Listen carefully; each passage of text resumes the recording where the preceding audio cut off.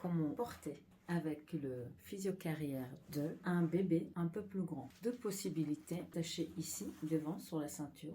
Ce qui peut correspondre à une personne qui est vraiment de toute petite taille. Puis il y a une autre possibilité, c'est d'utiliser la boucle qui est juste là. La partie centrale est réglable. Je peux donc élargir la partie centrale. Voilà. Je vais tourner la ceinture vers moi, amener la boucle sur mon ventre, passer dans l'élastique. Je vais veiller à entendre le clic.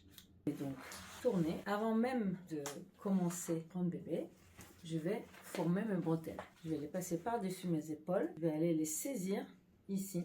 Je vais faire attention qu'au bout de la boucle mâle, j'ai une partie de la sangle qui est déjà étirée, ainsi que celle-ci. J'ai la longueur de la sangle, l'équivalent d'un petit quart. Et puis ici, cette sangle-là, elle arrive pratiquement jusqu'au bout.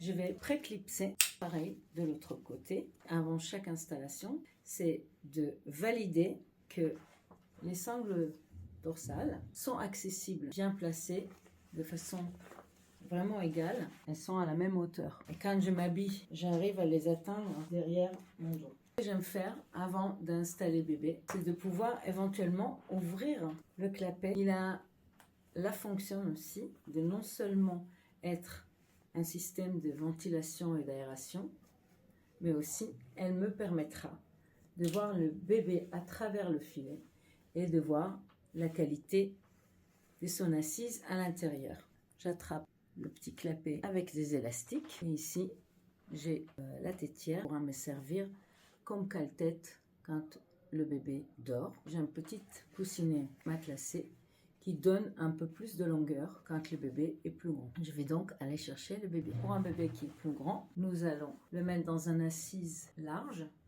avec ses genoux de part et d'autre de mon corps. Je vais remonter la partie centrale. Celui-ci arrivera jusqu'au creux de ses genoux. Ici, je vais le mettre à hauteur d'un bisou. Avec ma tête, je vais appuyer contre sa tête.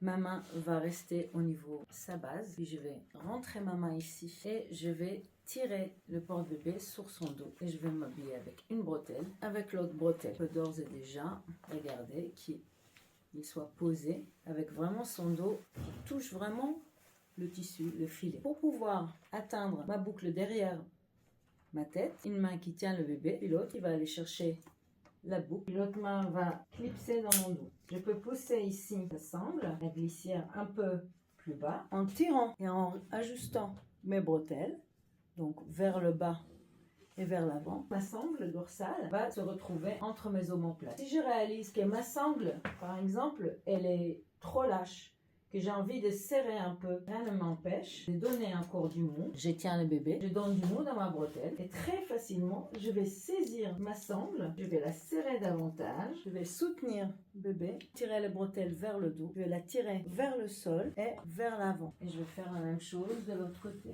Je crée un confort plus grand. Si par exemple on rentre dans un endroit qui est climatisé, où il fait un peu plus frais, je peux toujours redescendre le clapet. Les boutons se trouvent juste là, près des cuisses. Je peux rentrer 2 doigts ou 3 doigts. Un petit coup de main à prendre, mais c'est très facile. Je peux même mettre mes mains et faire des petits câlins à mon bébé. Et s'il fait froid, je peux aller développer le tissu. Voilà, chemin inverse. Je tiens le bébé, je donne ici du mou. Tac.